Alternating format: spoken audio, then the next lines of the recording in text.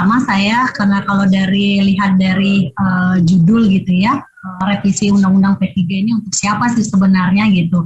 Padahal jadi kami bertanya besar sebenarnya. Sebelum lahirnya Undang-Undang Cipta Kerja, saya masih ingat pemerintah ada 3 hal yang menjadi alasan. Pertama, bagaimana menarik investasi untuk membuka lapangan pekerjaan gitu ya. Yang kedua adalah bagaimana kebijakan yang tumpang tindih yang akhirnya untuk supaya tidak terjadi antara satu kementerian atau pihak pemerintah daerah kemudian melahirkan berbagai macam kebijakan yang kemudian menyulitkan kepentingan investasi.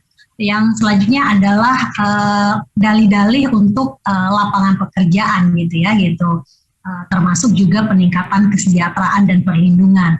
Pasca diketuk palu Undang-Undang Cipta Kerja sebenarnya sejak dari awal kalau kita mau ngomong jujur gitu ya, kekuasaan hari ini baik pemerintah maupun DPR pada saat itu kita memberikan kritikan, masukan gitu ya, agar perlu kehati-hatian melahirkan regulasi atau kebijakan karena akan berimbas kepada masyarakat mayoritas.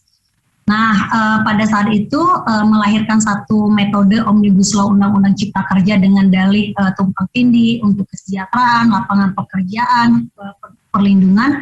Faktanya itu semakin menjauhkan itu semua sebenarnya.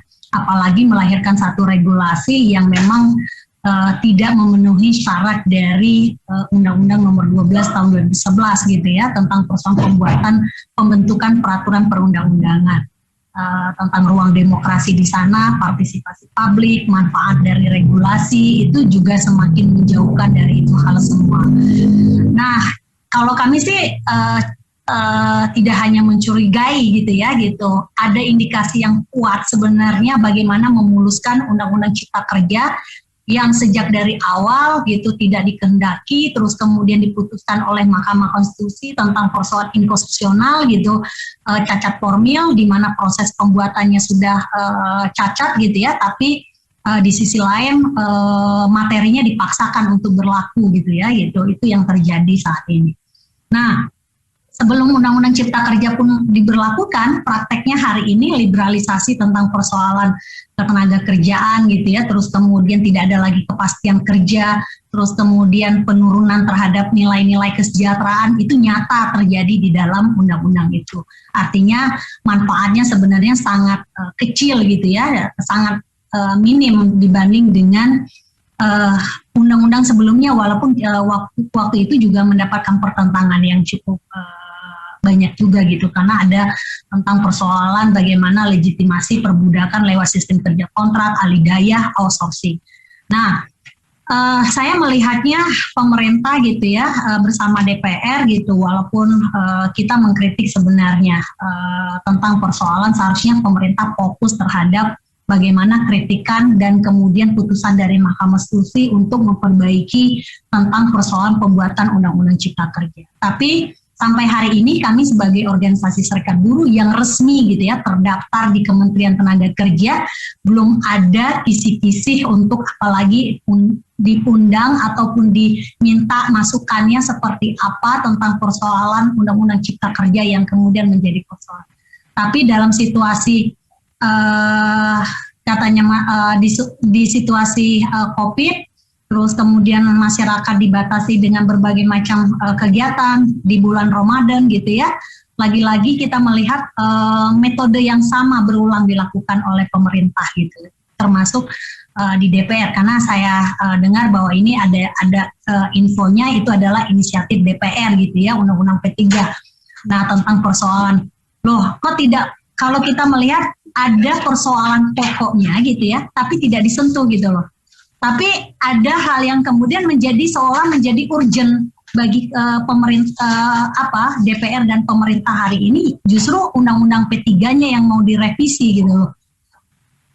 Kita melihatnya tidak menjawab persoalan apa yang kemudian dikritik oleh banyak kalangan gitu ya. Karena kalau bicara Omnibus Law Undang-Undang Cipta Kerja tidak hanya kaum buruh sebenarnya yang terdampak.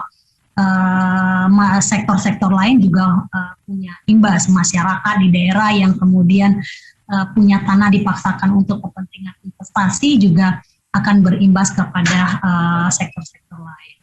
Nah, memang kita melihat cukup kuat kekuasaan hari ini tidak lagi mengedepankan, tidak lagi menjalankan apa yang menjadi mandat konstitusi negara, melindungi seluruh tumpah darah gitu ya, menjamin bagaimana peningkatan kesejahteraan, kemakmuran gitu, perlindungan. Justru dengan adanya undang-undang cipta kerja ini adalah justru semakin menjauhkan itu semua. Prakteknya apa?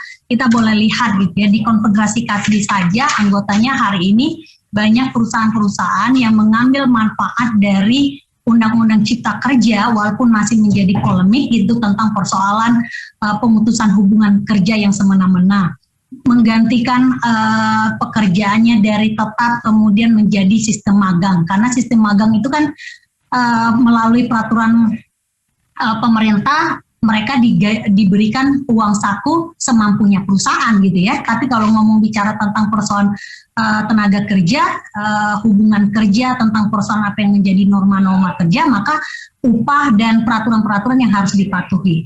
Nah, ini menjadi ruang, termasuk ini berkaitan juga dengan kebijakan Kementerian Pendidikan dan Kebudayaan yang kemudian tentang kampus merdeka, sistem magang yang diberikan kepada para mahasiswa. Ini kan juga bentuk yang kemudian kita lihat kok pemerintah kita hari ini termasuk wakil-wakil rakyat yang masih sangat minim bersuara tentang bagaimana tentang persoalan perlindungan, peningkatan kesejahteraan gitu ya, memastikan rakyat untuk bisa mengakses sumber-sumber ekonomi, sumber-sumber kehidupan ini semakin dipersempit.